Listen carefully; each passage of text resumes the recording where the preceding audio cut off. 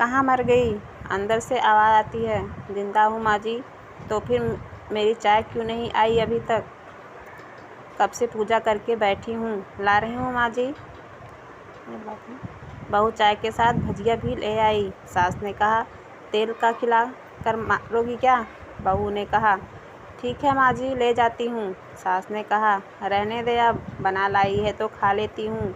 सास ने भजिया उठाई और कहा, कितनी गंदी भजिया बनाई है तुमने।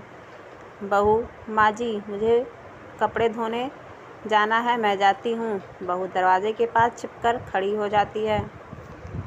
सास भजिया पर टूट पड़ी और पूरी भजिया ख़त्म कर दी। बहू मुस्कुराई और काम पर लग गई। दोपहर के खाने का वक्त हुआ। सास ने फिर चिल्लाया,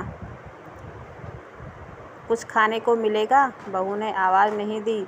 सास फिर चिल्लाई, भूखे मारोगी क्या? बहू आई, खिचड़ी सामने खिचड़ी रख दी। सास गुस्से से, ये क्या है? मुझे इसे नहीं खाना, इसे ले जाओ यहाँ से। बहू ने कहा, आपको डॉक्टर ने दिन में खिचड़ी खाने को कहा है, खाना तो पड़ेगा ही। सासू मुंह बनाते हुए, हाँ तू मेरी माँ बन जा। बहू फिर मुस्कुराई और चली गई। आज उसके घर पूजा थी। बहू सुबह 4 बजे से उठ गई। पहले स्नान किया, फिर फूल लाई, माला बनाई, रसोई घर साफ की, पकवान और भोज बनाए। सुबह के 10 बज गए। अब सास भी उठ चुकी थी। बहू अब पंडित जी के साथ भगवान के वस्त्र तैयार कर रही थी।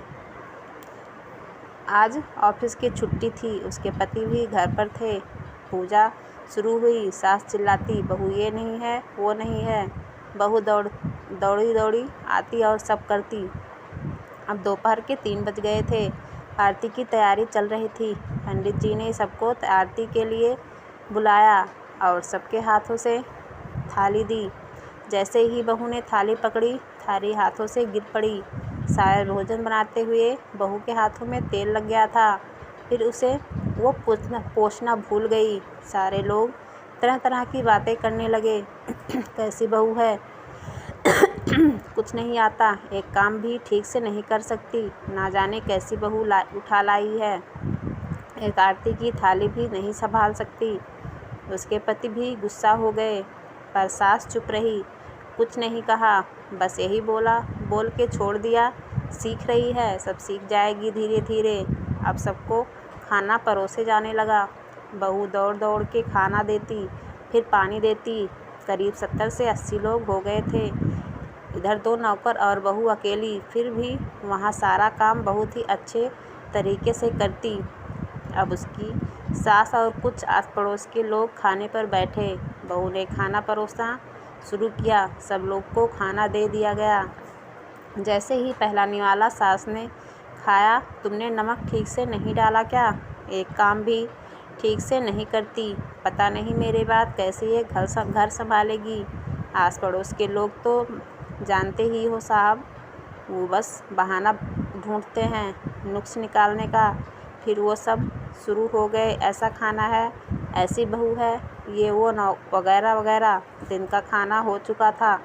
अब बहू बर्तन साफ करने नौकरों के साथ लग गई।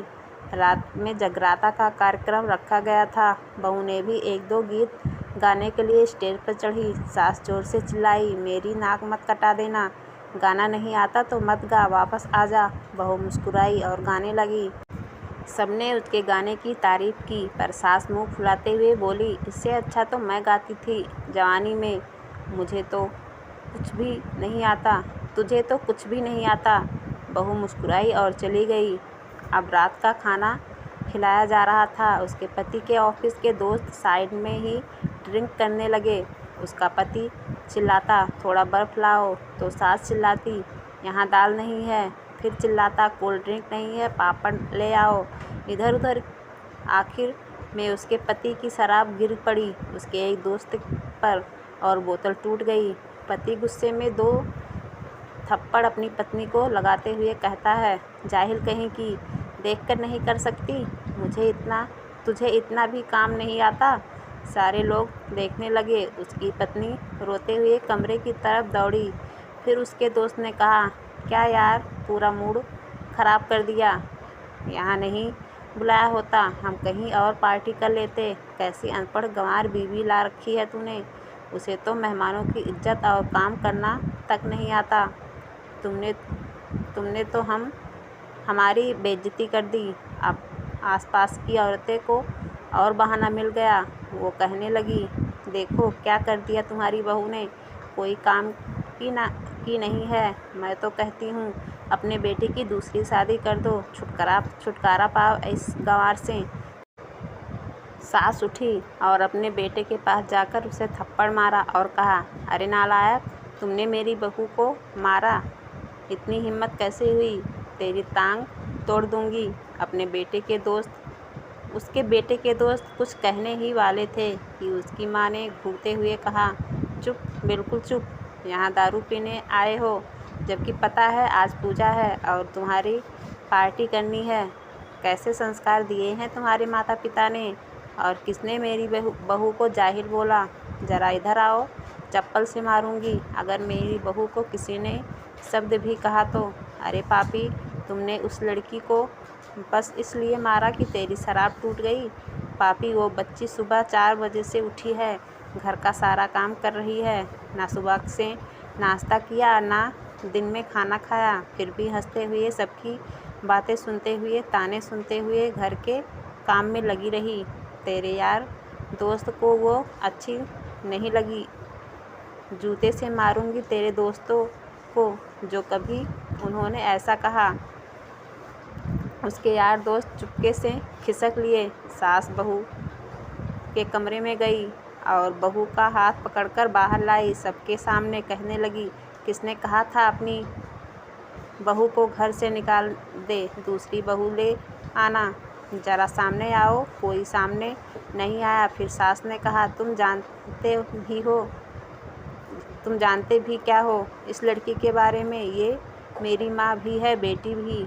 माँ इसलिए मुझे गलत काम करने पर डांटती है और बेटी इसलिए कभी कभी मेरी दिल की भावनाएं समझ जाती है, मेरी दिन रात सेवा करती है, मेरे 1000 ताने सुनती है, पर एक शब्द भी गलत नहीं कहती, ना सामने ना पीठ पीछे। और तुम कहते हो दूसरी बहू ले आओ। याद है ना छुटकी की दादी अपनी बहू की करतूत। सास ने गुस्से से पड़ोसन की महिला से कहा, अभी पिछले हफ्ते ही तुमने मियाँ बीबी भूखे छोड़ घूमने चले गए थे।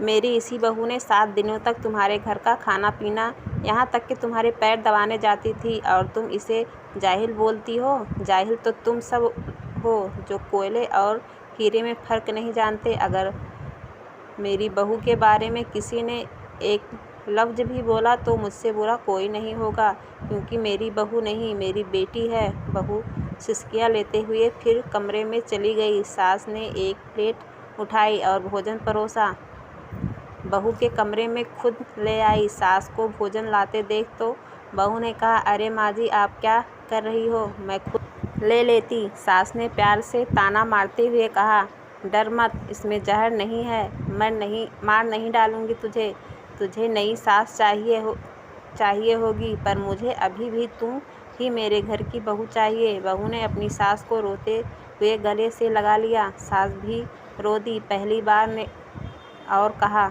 चल खाना खा ले।